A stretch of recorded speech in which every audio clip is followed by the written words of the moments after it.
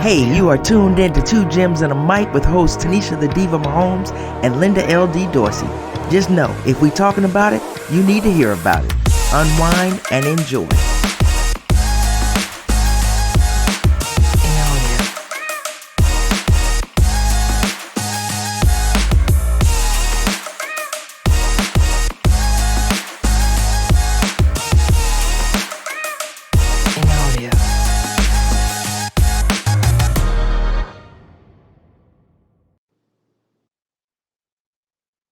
Hey everybody, welcome to another episode of Two Gems and a Mic. I'm your girl LD, along with my girl Tanisha the Diva Mahomes. Hey, what's up, Linda? What's up, Nish? Oh, it's Hey, I'm just go ahead. go ahead. No, except out. I'm so excited about the show and the guests we got today. I done jumped the gun. Go ahead now. No, you're okay. That's what I'm talking about. We're gonna jump right into it. We're gonna bring our guests in. Let's go ahead and introduce them, bring them in. Well, today, guys, we have a special guest. It is none other than my brother, Patrick Mahomes Sr. I guess you guys like to call him. I call him Big Pat. Welcome to the show, Patrick. Hello, ladies. Hello, ladies. How y'all doing now? I'm trying to wrap myself around the name of this show. I see the microphone, but where are the two gems at? You're looking at them. Okay. Oh, that makes sense. Man, I was about to show you some love on this mic, but hey, I got this bum brother I got over here I like to call Big Pat, and he done made it to the show. But no, seriously, man, thank you for taking a minute before you head out and everything for the Super Bowl. But let me give you guys some background on who this guy really is. Patrick Mahomes is a former Major League Baseball player who played from 1992 to 2003 for many teams. I'll let Patrick get off into the amount of teams. I mean, the ones that were amazing for me were the Minnesota Twins, and obviously being a part of the Subway Series when he was with the Jets. I mean, with the Mets, excuse me, New York Mets. So, I want to tell you guys, this guy is hands down my favorite athlete that's ever been born. I'm talking about well-rounded athlete. I truly believe that he could have played pro basketball, pro football, or pro baseball. Baseball was blessed enough to get him, and we're happy to have him here today. Well, damn, you know how to make a person feel welcome. Yeah, man, it's crazy. It's been a long time. Yeah, played 12 seasons in the big leagues. Started with the Twins. Got drafted out of high school when I was 17 years old, and went to a place called Elizabeth in Tennessee. Didn't have the best first game ever pitched in pro ball. I think I got one out. I gave up 9 earned runs. Crying off the mound when I walked back, called my dad from a payphone and told him that I was coming home. Damn. I remember reading the newspaper the next day and vividly remember my ERA being 281. So started off there. I made it to the show, got to play for a while. Like I said, 12 seasons. Last year in the big leagues was 2004 with the Pirates, and been doing what I do ever since. Oh, that's great. I mean, I was able to watch you play while you were in. I remember you coming to, that's how I met you when y'all were playing the Orioles. You were playing with the Texas Rangers at the time, pitching for them. And you came over to the house and you never left. And we had a great time. I said, hey. Well, I mean, evidently you must have catered or something because I know you can't cook. So, but that would have been the reason why I didn't leave. But yeah, I remember coming to Baltimore. I used to always do them Orioles bad. So, I Yep. remember. I think it was Father's Day. It was Father's Day, and I pitched that game, and then I came over afterwards, and we sat over the house. Played some dominoes, drank some beer. Do the things that we do and have some fun. Yep, Oh, we had yeah. a great time. And I mean, since then, so I know everybody's been hitting you this week. So again, we appreciate the time, but we're gonna jump in. So we know what happened on Sunday. After Sunday, somebody put a microphone in your face, right? And Ah, yes, that's my brother. yeah, Well, Lord. what I'm going to say about that is that I had called Patrick early in the week, and I told him I was gonna bring some cigars there, and if they won, that I was gonna give him one so he could smoke it on the stage up there. Hmm. Because of some of the stuff that has been said this week, some of the bragging and stuff they did. And I know Patrick's not going to say anything back, so I was just trying to give him some to give him the little upper hand. And of course, he denied the cigar. That's just not what he does. What you got from him is about as much as you're going to get from him. And I guess the game it went pretty good, and had a few alcoholic beverages, and next thing you know, I was smoking on a Joe Burrow. So, guy, you know how the microphone finds you in inopportune times, and I just had a little fun with it. Don't really remember all of it, but yes, I've seen it several times now, and it was pretty crazy. Yeah, it was fun. A lot of people went viral. You got some mixes out there or whatever. We were able to get this piece of art from you can find him on Instagram. It's at the Rich Art. He shared that and said, absolutely, please share on the podcast. So we appreciate him sharing. I like the picture, so we figured we would share that. But let's briefly talk about last week, the game that got him there, right? That got him to the Super Bowl. Then let's talk about what it's going to take going forward. We can talk about both. Let's start with the 49ers Philly game, really. I mean, to me, I thought it was unfortunate that all those folks got hurt. We really didn't see what San Francisco could do with a full squad and all that. I still would have picked Philly, but what's your thoughts on that, Pat? Well, I had the 49ers going in that game. I thought they had a more all-around team. I thought their weapons were a little bit more explosive. Not saying Philadelphia doesn't have weapons. They definitely got some players. They got that boy. They got AJ. I mean AJ, Yeah, the receiver AJ, AJ and then they Brown. got Yeah, AJ yeah, Brown. They got the two Smith. running backs. The two running backs. They got Devontae Smith, and they got a good tight end. So and of course Jalen. I've watched him for years. Him being a Texas boy. I've seen him in high school. I've seen him in college, and and the improvements he's made this year. So I knew they had a good squad. I just thought that San Francisco with Kyle Shanahan calling the plays, and with Debo Samuels, and C Mac, and a couple of other guys that they got on their team, Ayuk and all them. I just thought they had a little bit more firepower, and they would. Their defense was pretty strong, even though we destroyed them early in the year, but they've gotten better ever since. So I just kind of felt like San Francisco was going to win. Unfortunate, when you're down to your fourth string quarterback, and the other quarterback you got to put in can't throw because he's hurt, so that really made it tough for him. And actually, I really felt sorry for yeah, yeah. It was tough to watch because you did want to see the competition. What you think about that, Tanisha? I Well, think we talked about it. I done talked to my brother so much, ever since I've been born, and I'm generally right. If he'd have called me, I could have told him that Philly was gonna win the game. We had it right there on the podcast. I don't understand how he didn't figure it out, and it is unfortunate because I actually hate that Brock Purdy went out that way. I hate it for him. That guy had so much promise. The way he embraced being Mr. Irrelevant and then making the best out of the situation and stuff. But I kind of knew. I kept saying my gut is telling me that the Eagles are going to pull this game out. But like you said, we didn't see the real 49ers, so we really don't know. We Right. didn't get to see the them. real team. I mean, then too, and in my thinking, Jalen Hurts was still coming off injury, and he didn't look really that sharp in that first playoff game. So, I was still had some concerns about that, and I knew that Bosa and them boys were gonna probably be able to get after him. And with him not being able to run like he'd been running, not that anything was wrong with his legs, it's just he didn't want to take that pounding on the shoulder and the things that he hurt.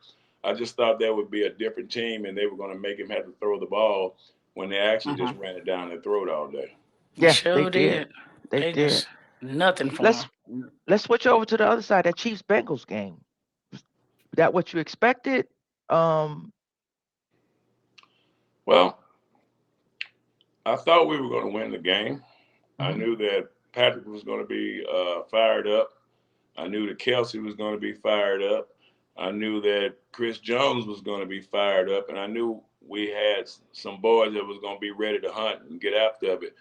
Um, the Bengals, though, they're still scary to me. When you got three receivers, of their ilk, the way The they number played, ones. the way they played, and then with that boy Joe Burrow, man, seriously, in all seriousness, that's a cool, calm dude. He reminds me a lot of, and he's got the right name, but he reminds me a lot of, everybody say Brady, but he's more of a Joe Montana type guy for me. Okay. And Joe Montana was my favorite quarterback coming up before Brett Favre. So I see some of those same qualities, and I knew that their defense was solid. Patrick was coming off injury. We really didn't know how well he was going to be with that Mm-hmm. ankle. And then for the game to go like it did with so many key guys getting hurt, Yes. that really changed the whole game. I mean, we come out and we were getting field goals early and not scoring touchdowns. That worried me. I'm like, we got to get seven. We can't keep Got settling for man. Who three. you telling? But Mhm. the way the defense, stepped up and played, and those rookies, man, on the back end, playing Ooh. in that secondary, I mean, it went pretty much. But I will say I was a little nervous all the way to the end, especially when they got the ball back, and I thought they were going to have it last. And normally in Yeah. those type of games, whoever has the ball last wins, which Is again. actually happened. Which actually Actually happened, happened. and Yeah. we won the game. But I was a little worried about that. Yeah, I agree. I was a little worried. I got more worried towards the end of the game because to me, Joe, like I like Tanisha knows I like Joe Burrow. He's Oh yeah. smooth. He's a Mm-hmm. cool dude. He's slippery. I call him slippery because all of a sudden you like they yat him and then he's gone. But the defense played well. They sacked him 5 times. He threw 2 interceptions. Of course, I love what Patrick does, but that was a concern that he was hurt. And then they started. I said, "Is this a 49ers all over?" Because they started dropping like flies. Yeah, Mm. all the receivers, wow. I mean, boom, boom, boom. I mean, Juju, Tony, and I knew Tony had hurt himself a little bit, and then McCole, it's taken him so long to get back, and then he did the same thing over again. So it was to a point where I was like, where are we going to throw the ball to? I mean, we put three tight ends out there, but I mean, how is that going to get us down the field? But Right. Yep. um, they made a way, man. I mean, we didn't really run the ball. I was a little disappointed in that. I thought Pacheco was going to have a lot better game. They really didn't give him a lot of tokes. Nope. And McKinnon, the screen game and stuff that they use him in, that really never happened. So it was kind of a weird game, but we end up being in control. I mean, we had the most yards, we had the time of possession. We didn't have any turnovers, so we did the things that you need to do to win the game. And so I guess that's why we fortunately won the game. Well, you know what? I had a little bit more faith. I'm going to tell you guys why. Because if you remember back when Pat first came into the league, in those preseason games, remember Kemp was the guy he was throwing to because Alex Smith was the quarterback at the time. So Pat got in there with the Kemps and the Demarcus Robinsons and all of that. So I knew that Kemp could catch the ball, and I knew he had been on the special teams and he was always making plays. So I had faith in Kemp. Now I'm not gonna lie, I was nervous as a whole in church when they put Sky Moore back there to start taking that kickoff because we had already seen him muff a couple. But it also made me feel good that Steve Smith had actually come out and said that that guy was going to be a baller, that he was making the right moves and he had the potential. So I was banging on the fact that if Smith say he good, he good. And he got out there. He played well. They stepped up. He embraced that role back there. I know he had to be nervous, but like you always say, players make plays. And what he do? He ran that Well, joint back to half field. Kemp, I, I wasn't worried about Kemp per se. I always liked him. I always said that man don't play so many years, he don't never get on the field. Thing with Kemp was, hell, I didn't even know he was active. So I didn't, I didn't even know he was active because he hadn't. I mean, I haven't seen him one snap on offense this year. So I didn't even know he was active. Well, they First had of grabbed all, they grabbed him and put him on the practice squad. He was on another team. They Well, grabbed put him practice, I and knew then he he was on the came up. practice squad, but that's what I said. I didn't know he was active. But He was then active. I Yeah. found out that he wasn't active till that game. He wasn't active the week before, but they changed him and Blake Bell. So that's why he was active, which I guess was a good thing. Yeah. So, but no, I wasn't worried about that. But I knew Patrick was going to do what he did. I knew he's going to throw the ball. I mean, I'm not really worried about who's going to catch it. I was just worried about the depth if we had anybody left, because Nah, we if didn't have if So much. you with get that, down if you get down to all tight ends, it makes it kind of hard to move the ball. You can move Kelsey out to the wide receiver position, which he is, really. But it's hard to move the ball when you're not rushing the ball good and you don't have any receivers. Well, I'll so tell you one what thing. do you think When I, about Let me just add this. What do you think? Because I'm a big fan of this guy, right? What do you think about MVS? Oh, he had a hell of a game. I mean, he stepped up and played big time, man. I don't know what got into him. He was playing his ass off. Um, Hmm. you know, and, opportunity and got into him. and then Opportunity. and it wasn't that. I mean, it wasn't like Patrick was throwing him just the greatest balls. I mean, he made some He, hellified catches and yeah, in big situations. So hats go off to him. I mean, for stepping up and absolutely. and and and and, and taking over and realizing the chance and making it. And if we can get that from him, man, he's gonna be here a long time Yeah. because the guy he got great size, he got good speed, and now that he's catching the ball like that, that makes him tough. Always Yeah. thought that I always thought it was like they weren't showing enough respect. They used to always say it was one dimensional, but from the very first time that Patrick saw him, and he came back and said that he liked him, he had good size and everything. I believe what Pat say when he sees something in a receiver. So I was kind of waiting for that breakout game to kind of happen, and it didn't come at a better time, did it? I mean, Well, that no, was absolutely, yeah, and he that was played he played well in Green Bay. I mean, if you didn't get yeah. to watch a lot of Green Bay games, that was it. But let's move on. So there's a connection, right? So the one thing is we know we got history coming up with two African American quarterbacks, right? First time in Super Bowl history. But there's a connection between these young men. Let's talk about that.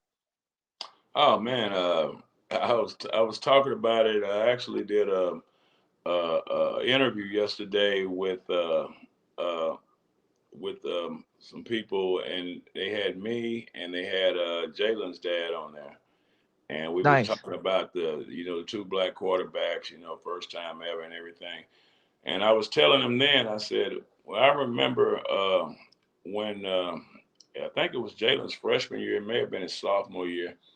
Uh, them all coming to Tyler because we had just invented an award called the Earl Campbell Award, which Earl Campbell's is from here. He lives right up the street. And Hmm. them hot links ain't worth shit no more. But I mean, but God, no, Pat. Come on, man. so he had the award, and Patrick and Jalen were two of the four finalists there. So I think the other guy, one was Deontay Foreman, and I can't remember the other guy's name.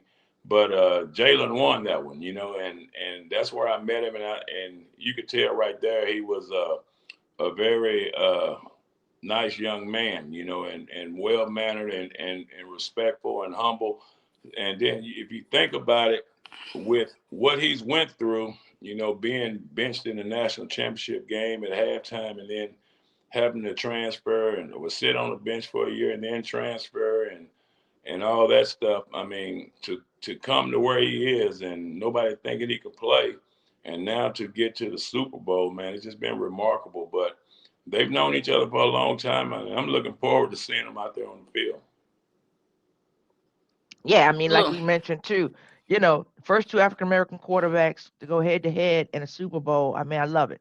Black History Month, we're making some more history. It's not just Black history, it's history, right? So well, this is great. I mean, from this is now talking like from a dad.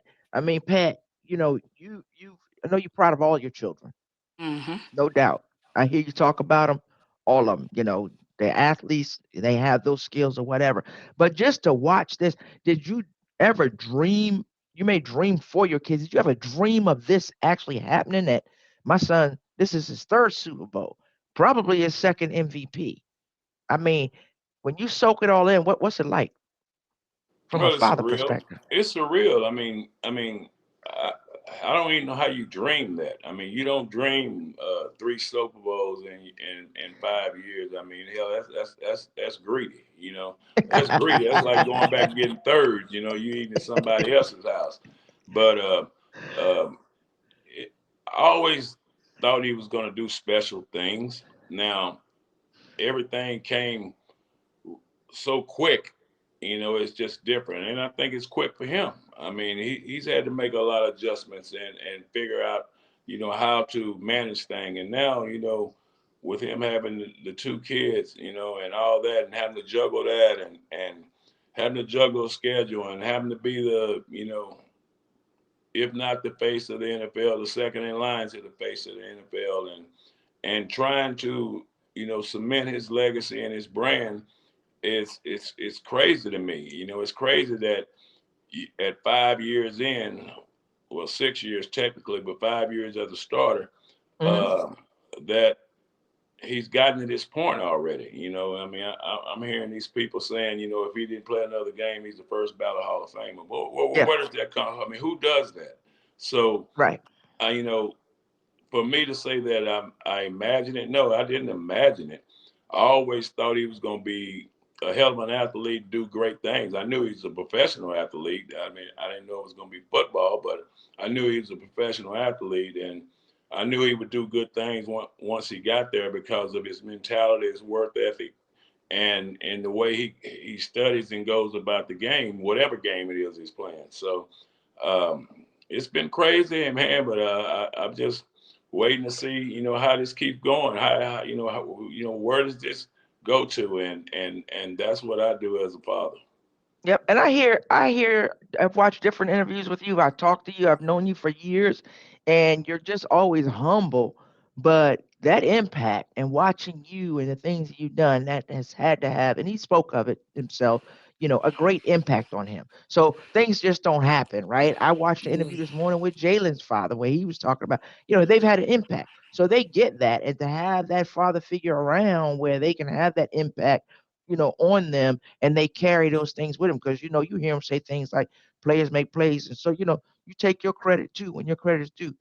Well, Well, Um, you know what? impact. Oh, go ahead, Tanisha. No, Go no, ahead. no, no. I mean, I think Pat and even Jalen. I mean, when you have really good family support, and I want to say a village. It it takes a is. village, but when you look at the grandparents getting in vehicles and driving them to games and making sure he gets to camps, and Patrick's had a lot of help along the way and a lot of support, and he's also had examples to follow because of Patrick. And one of the things I think Big Pat did, which is, I think that is probably imperative to everything that's happened to him, is he took them in the locker rooms. He let them see what it looks like to be a professional athlete. He let them see some of the guys at the top of their game going in early and practicing and practicing. So Patrick has that mindset. I truly believe that he knows that to be the best and to stay on top, you have to put in the work. And I think he saw that firsthand, and he got a opportunity that most people don't, to see that firsthand. That because his dad was taking him in the locker rooms and stuff Well, as you a So you child. you, you kind of hit what I was getting ready to say, and to me that's the most important thing. And like I said, I know Jalen, but I don't know his father and exactly what he did, except from what we did yesterday. But the most important thing to me about that whole thing was something that my dad did with me. Is it's the support. It's the going to the games. It's the him looking up in the stands and seeing you there and all that stuff. And I think that's what's most important, knowing that you're gonna be there, good or bad, whatever, just to make sure that he plays the game the right way and he plays the game hard. And now with going to the clubhouse and learning how to be a professional and learning how they worked and the daily grind of what it is and seeing what they're doing and knowing that it's hard to get there, but it's even harder to stay. I mm, mean, that opens your eyes. It's got to open your eyes because it opened mine. I mean, first time I went into the clubhouse and I'm like, oh, here's Kirby Puckett and Ken Herbeck and Shane Mack and all these guys that I'm playing against Eric Davis and I'm playing against these different guys And I'm like, wow, this is the best in the business. Here I am playing with it, so I got to have it. And then you see 50, 60,000 people in the stands, watching your games, and you're in the center of it. You're out there on the mound. Nothing can happen till you throw the ball. You know, I just think Pat, the moment doesn't get too big for him because even though he wasn't playing, he experienced it. So now when he goes out there, there's nothing that is really going to overwhelm him because he don't seen so much. Mm-hmm. Mm-hmm. Yep. Yep. So Yep. let's go ahead. Let's just jump into. We got this matchup, right? So Mm. it's on, right? Next week Oh it's yeah, on, like Donkey Kong. right? So we gonna start everything. We know everything. Every sports writer, sports cast, or whatever you want to call them, they're gonna start with who the quarterbacks. That's where everything starts, right? Hmm? So we talked about their history or whatever. So let's do a head to head, and we're gonna break down the defense overall, the offense overall. You know, Mahomes, who's got the edge? Where? Why? What do you think? Who you picking? I know who you picking, but talk to me about Well, why. I mean, not so much that it was, even if he wasn't my son, just being a casual observer and a fan of the sport. The edge has to go to Patrick for the simple fact that he has more experience. He's been in these situations two other times. He Mm-hmm. knows what to expect. He knows how to juggle it. And it's funny because this game is different than any other game for the simple fact that you get 2 weeks off, and there's a lot of family stuff, personal stuff that you got to handle in the first week and get that done so you can really get ingrained into what you're doing the next week. So, um, just for the fact that Patrick has more experience, he's been there a few times before. He probably has more veteran players on his team that have been to the Super Bowl. I just feel like that gives him an edge. Tanisha, what's your thoughts? Yeah, yeah. Just the fact that he's been there more times. I mean, he's been there with Kelsey. You know what I mean? He's got guys, Chris Jones. He's got his guys that's been there, the Frank Clarks, where they went in there and they did that together. That to me, they've been playing together for a long time. And I always go back to like when they won that first Super Bowl and Chris Jones. I mean, they're over there, and I see Frank Clark says blood in the water. Like he saw a vacancy that he knew that something happened and it was about to change, and it was almost like he predicted it because it went from there on. It just went once they had that kill shot, they took it. And so I look at that and I feel like if it gets down to something like that, of course I'm going with the Chiefs all day long and twice on Sunday. There you go. All right, so we've talked about the quarterbacks. Now let's talk about the offense, right? Who's Let's look at the players. Let's look at the key players. Let's call some of them out on both sides and where we give the edge to another side. Ted, we start with you.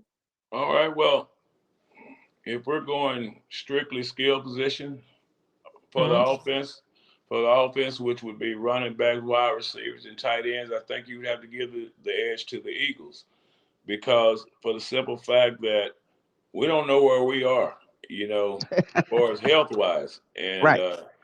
like say, Eagles have AJ Brown, Devontae Smith. The third receiver, I can't remember his name right now. He's a great player. Where's And then Watkins? yes, Ches. Well, yes, what it is exactly what Where's? it is. Yeah, Yep. Where's Watkins? Hmm. and then they got a good tight end too. And Yeah. Jalen Hughes, and plus they got three running backs. I mean, they got three really really good running backs.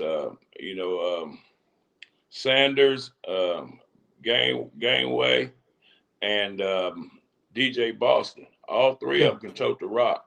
Plus, you got the fourth running back. They runs like a running back. It was the quarterback. So they have for skill position players. I would put them ahead of the Chiefs. Now the Chiefs have some players. We got some players over there. But I mean, if I was just being real with it, Eagles got the best skill position players. Tanisha, you agree with that? You on mute. Sorry about that. My dog was barking. When you're talking about Scott, Gainwell and Sanders, those three running backs like that, and then AJ Brown and Devontae Smith. And like I said, Dallas Goddard is probably he's probably one of the better tight ends out there. So I mean, I'm looking at the overall, and they're healthy. So they're Yes. healthy right now. And that's Right. the biggest concern that I have. How healthy are we? And will we be able to get healthy by the start of that game? So I'm absolutely giving skills players to the Eagles. All right. Yes. Let's flip that over to the defensive side. Start Well, with you, Pat. well, first off, what about what the offensive line is the one that's really the one I wanted to talk about really Go ahead. is Go ahead. because I think that's going to be the difference in the game. Whose offensive line can Mm-hmm. keep the other team out because both teams are playing pretty good defense right now. Now the Eagles on paper are supposed to be better defensively, but both teams are really playing good defense over the last few weeks. Last few weeks if you want to talk about it, because the Chiefs have had a lot of close games. They won them all, but the defense has done its part in all those games. I mean, offense Agree. ain't been sparking. Yeah, it's the number one offense, but it ain't just been killing like, running on all cylinders. So No. the offensive line is going to be interesting to me because I think the Chiefs have five guys that can play, but I also know the Eagles got five that can play with Kelsey, being one of the better ones at center. So I think that's going to be key, trying to keep, uh, Dana, which is playing good, Clark, which is playing good. Hopefully Willie Gay's back. Mm-hmm. Kaloptis has been playing good football, and of course Chris Jones. So I Mm-hmm. don't know if that right And there. don't I'm just forget going. the center, Creed Humphrey. Yeah, exactly. But I mean, I five have been solid, man. I mean, to protect Patrick last week with that ankle like it was, and keep it down to a minimum. That's gonna be tough this week with them boys on the defensive side coming. So I am gonna give that a toss up. Now, if I flip over to the defensive side, them boys are bad over there from Philadelphia. That line, the defensive line, I got to give them the edge with Sweat, Reddick, and them boys are coming. So Oh yeah, uh, hell, Hargrave, Fletcher hell, they Cox. exactly they knocked out two quarterbacks last week. So you gotta Exactly. already. I mean that ain't no Yeah, joke. I that's mean, true. and No, and I'm agreeing with you. I'm laughing because I'm chuckling because I'm agreeing with you. yeah, Mm-hmm. because the Chiefs, of course, Chris Jones gonna do his thing, and Clark. uh, the boy that came from Dunlap been playing, in that Dana guy and Kaloptis. I mean, they've Mm-hmm. been playing, man. And you Good. got Clark, and you got Gay, and Nick Bolton. Mm-hmm. So you got good ones, but I got to give the Eagles the defensive part for the simple fact, even though those rookies we got back there in the defensive backfield have been balling out, the other team, same thing I said with Patrick, they got more experience on the other side of the ball. So I got to give them the edge over there. Yep. True story. I True like it. I like story. the breakdown. I like the breakdown. Tanisha, what you want to add to that? No, I mean, he's right. I mean, they have the experience. We just gave the Chiefs the edge on experience. You can't deny Reddick and all those guys going out there. I mean, look at Bradley. Look at um, Slay. I mean, it's gonna be a rough day for everybody. You feel me? It's gonna Oh that yeah. team overall. To me, I will say this overall. I'm just giving the Eagles a little bit of edge, and I'm gonna tell you why. I still feel like well, I'll get to that point, but why I feel like the Chiefs, why I'm picking the Chiefs, and I'll tell you the difference when we get there, when we get down to the predictions. I'll tell you Okay. about that part. And the one last thing I got to talk about is the coaching. Who we gonna Mm. get that edge to? Oh I'm going well, with Andy Reid. that's a no brainer there. Shit. Yes, Yeah, sir. yeah, I'm no going with doubt about Reed. that. I mean, you ain't Yeah. got to worry about the mule going blind. Just hold on to the reins, because Andy gonna do what he do. If not the best coach of all time, he's right there behind Belichick, and he's been to what 10, 11 of these things now. I mean 10, 11 NFC, I mean AFC and NFC championships, and now Yeah. what four Super Bowls, four or five, and Yeah. you know, and we all know what his record is off a bye week, So he's gonna have the boys ready to go. They're gonna be ready to go play football. And Sirianni's young. I mean, he's good. He's good, but he's not Andy Reid yet. And you got to earn those stripes. And Right. Andy definitely has a nod on that. Yeah, Oh yeah. Sirianni, he's got the team. I'm with Andy too, and I'm going to Chief. Sirianni's got the team with some swag. He's got him believing. So, Hmm?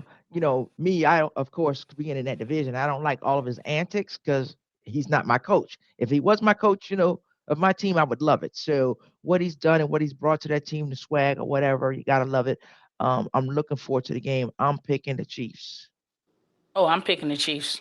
No brainer. And I'm picking the Chiefs because of a couple of things. I'm picking the Chiefs because they have Kelsey, Travis, and I think that it's going to be very hard for the Eagles to defend against Kelsey.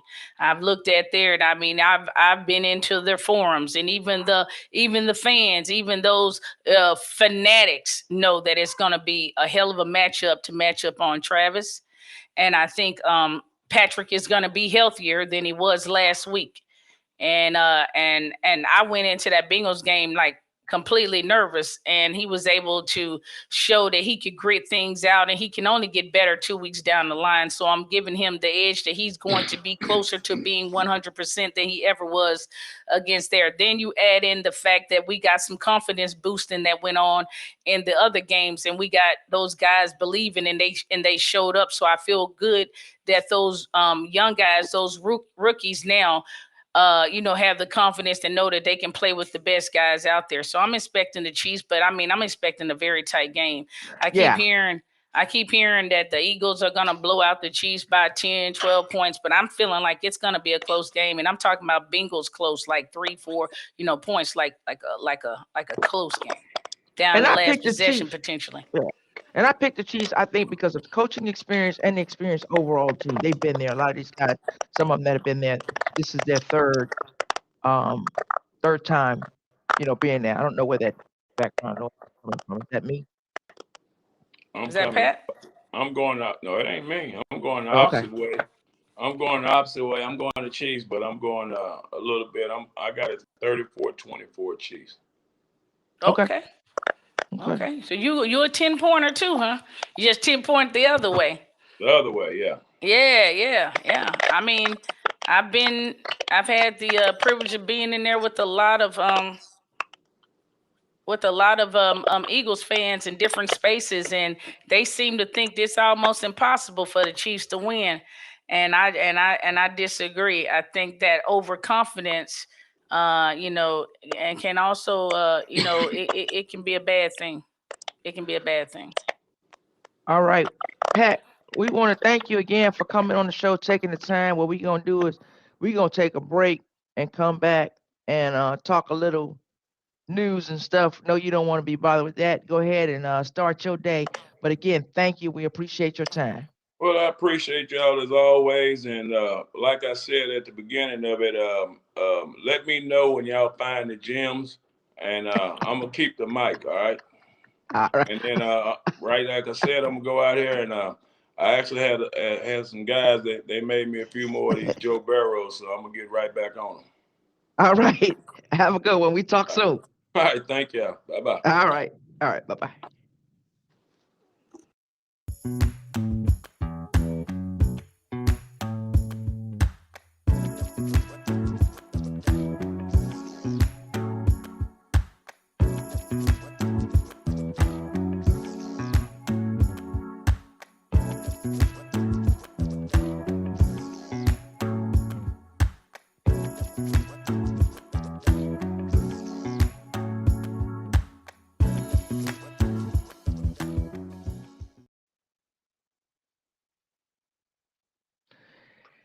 Welcome back, everybody. All right, Tanisha, we got a little bit of news we need to talk about. I got you on mute again, sis. I said, first of all, if my mama didn't birth him, I wouldn't have kept him. You feel me? It horrible and it hard to deal with, but I'm the best thing she had. So I just, I let him hang out with me sometime. But yeah, that was fun. That was fun. Yeah, that All was right, fun. so let's talk about some good stuff. What we got, Linda? Okay, I don't know if we want to call it good, we want to call it bad, but it's stuff that's going on. We right now we dealing with this coaching carousel, right? Yeah, right. So we've got some signings and we got some openings. So Mm-hmm. let's start, right? This is the coach right here. If you look at it, the Cardinals don't Right. have a coach. They still searching. Yeah, but The you're Colts don't hearing have a what they saying. Why they searching? Are you hearing the rumors as no. to why they searching? Because they supposedly, they just signed Kyler, and and he showed a little fiery side, and it seems like the rumors are is that no coach is really volunteering to get with that because they don't know if they're gonna be able to contain it, Hmm. which I think is kind of crazy. That's something to follow. That's something to definitely follow. Yeah, I think that's Um, crazy. the Colts are calling people back for a third, saying that Saturday may have an opportunity to do that. I don't know if it's a bad thing because he got thrown into the fire last year. I don't know. He Mm-hmm. doesn't have the coaching experience, but we know that's how some teams play. So, you know, excuse me, more to come on that. I think the Texans got a great hire. What do you think? Shocked though. Yeah, they did. I mean, they did, but I thought he was gonna end up with the Broncos. But rumor mill was he wasn't very appreciative of them going after other coaches while they were supposedly pursuing him, and so he ended up going back to where he came from, where he started it all, over there with the Texans. And I think the Texans lucked up, and they got a great coach. They got Yeah. a great coach. We got Frank Wright who left or was fired. I Yeah. didn't say he left. He left the Colts and now he's sitting with the Panthers. There was a lot of controversy around that because Steve Wilkes being the interim, turned that team around, and a lot thought that he would be the hire. I believe he thought he would be the hire for that team because of what he had done with all of the injuries and everything that they had, and he almost got them into the playoffs. So that was surprising. Well, And I then you told take a you at coach that was fired. I told you at the beginning. I said the coach that the interim coach of the Raiders. Um, Yeah, that he came in, got the team to the playoffs, and they got rid of him, and that didn't make any sense, whatsoever. So I knew it was always a chance that Wilkes might get walked up out of there, but I definitely didn't think that he'd be, that Frank Wright would be basically failing laterally. right. I mean, Yeah. going right on over to the next side. So I mean, I don't understand that. I think Wilkes proved that he definitely had the respect of that team. He had them playing the right way. You ended out you were leaving out on a good note. You were on the up. You were doing well.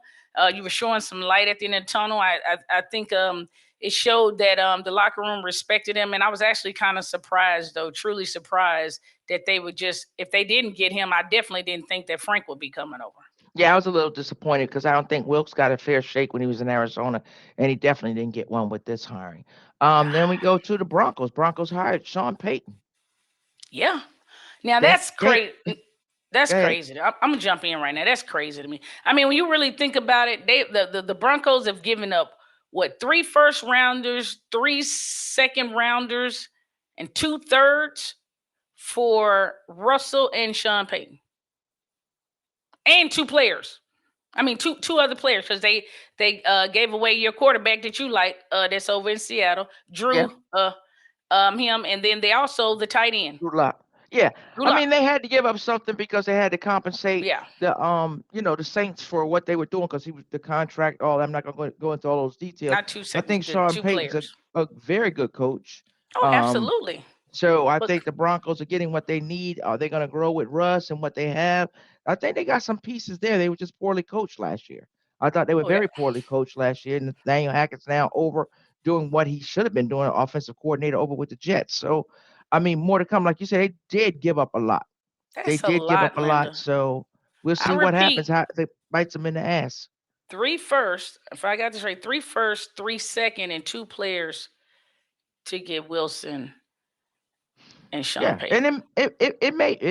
it may come back and bite them. It may come back and bite them. We don't know. More to come on that. We got some other news that's outside of football. We're always keeping an eye on crazy things that are going on. So Mm-hmm. this one was we saw one. We saw the Candace Parker. You know she's going to the Aces, and they just won the championship. We had the coach on. a few episodes back. Maybe we can get him back on. And then the surprise later on in the week was Stewie signed with the New York Liberty. Didn't see that one coming. Yeah. What I also found out, and it's not on here because I found it out this morning, is Courtney Vandersloot signed with the Liberty, and she came from Chicago also. And we Okay. know, Sloot, good Yeah. point guard there. Then, Nescu can do what she does. So some moves going on. Still a lot of moves that are, going to be happening within the WNBA, and a lot that have happened. These were my top two, and that's why I call those out because you're talking about MVPs, impactful players, get them on your team, and the fact that Jonquel Jones had gone over there earlier this year. So hey, let's see. We don't have ain't just one team, to watch out for. And of course, I don't think Las Vegas ever thought it was going to be easy to repeat. They know it's a competitive league, so I'm looking forward to it. We'll track that, see what other moves we got going on. So, what you Absolutely. got, Tanisha? Talk to me. Talk to me. Well, I don't know how real it is, but we also you forgot that here recently some crazy last minute stuff that came out was Joe Mixon. It appear it you know it's been alleged that he took out a gun, pointed it into a female's face, and started talking reckless as if he was not Joe Mixon playing for the Yeah, I Cincinnati Bengals. mean, his agent also said that he would be. I haven't seen the latest on the story. His agent said that he the charges would be dropped by the end of the day. I don't know any more of that, so we'll see. Um, you know, Kind of. it's a warrant out, so we'll see what happens. We'll follow up on that story. We keep everybody posted on that story. Yeah, I hope Um, it's not true because I I saw the hope it's not college true one. too. Yeah, I Yeah, saw the college one hitter quitter back in the yeah, day, and I don't ever want to see that again. So yeah, I'm hoping yeah. that's not a real thing. I hope it's not the case. I hope it's not a pattern or anything like that. But so Tanisha, Ladies, you you ladies, I know, wanted to jump in right quick just to give you an update from what you all were just talking about with Joe Mixon. Okay. hmm The prosecutor for the case has made a formal request to drop the misdemeanor aggravated menacing charge against Bengals running back Joe Mixon. So just as you all were talking, the news had just dropped. So I wanted to make sure I Oh, jumped well, in there there and you let you all have know it. that. Well, that's appreciate good to it. Thank hear. you, Darren. Yeah. Appreciate you That's jumping good to in. hear. Yep, that's Yeah. why we keep him around because he know what's going on. Yeah, it's always good to have somebody to pop in there with that latent breaking. But yeah, that's good to hear. That that is Lori just wasn't out there just saying his agent went out there just talking. So that's Right, good. right. So Tanisha, talk to me. Oh, sorry. I know I covered up your face. It's all Messing up. right. It's Darren all got right. me. It's all right. It's all right. I'm looking a little rough. I was driving, the game weekend. I done drug myself in, got in the ice storm. So, I can be a little cuter than this in the future for you. You didn't have to All cover me up though. right. I apologize for that. Nah, So, nah, nah, nah. all right, what you got? You got any closing thoughts? Nothing crazy is going on. I'm excited about the game. The most amazing, the thing that I want people to walk away with is how important it is that history is being made, and it's Black History Month, and it is not to be pushed off to the side. These are two African American quarterbacks battling for the Super Bowl, the first time in history. And I remember growing up and my dad telling me about Doug Williams all the time and how he just, we in Texas and he a Redskin fan and he couldn't even meet with us on Thanksgiving sometimes. We had to boot him outside because we wasn't going for it. But his reasoning was always because of Doug. So just to see how far we've come along when, there was a time when you couldn't be a quarterback. They were making it almost impossible. And now you look around this league and there's a future and it's got to be inspiration for kids children minorities for the future. So that's probably my closing thought. Keep doing well, guys. Keep setting examples, showing how to lead men and what hard work pays off. So that's my closing thought. I'm very proud of those guys. All right. And what's your closing saying? Let's put it out there. Well, if we talking about it, baby, you need to hear about it. And always Please remember, be kind and be blessed. It's free. And always, peace. right? Until next time, peace. Absolutely. Thank you for tuning in to Two Gems and a Mic. Be sure to subscribe and follow. Until next time, remember, be kind, be blessed. Peace.